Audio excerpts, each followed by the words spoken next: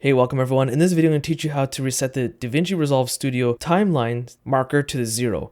If you want to see the written version of this video, you can find a link to a website in the video description. Now, I'm not sure if this will work in the free version, but you can give it a shot anyway. There's no harm in trying.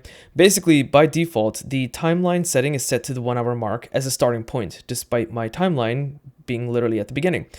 This is a bit off-putting. I am aware that there's a timer here to show the entire length of your timeline. It's at 8 minutes, but it kind of puts me off. So there's two ways to address this. One is just for your individual timelines for just this project alone, and one is for the entire application. So every project you make going forward, it'll adjust it. So let's figure out how to do it the master settings first for every timeline. So in order to change it, you go to Davinci Resolve at the top left, then go to Preferences, then switch the banner to User, and then to Editing, and you just flip this to 0.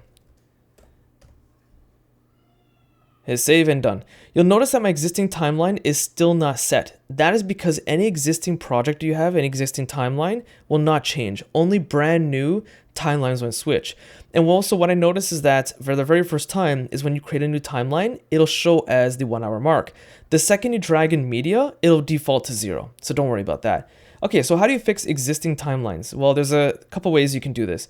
The first is to find your timeline file, right click it, go to timelines, and starting timecode, and just change this to 0. The other method is to select everything in your timeline. So you can highlight everything.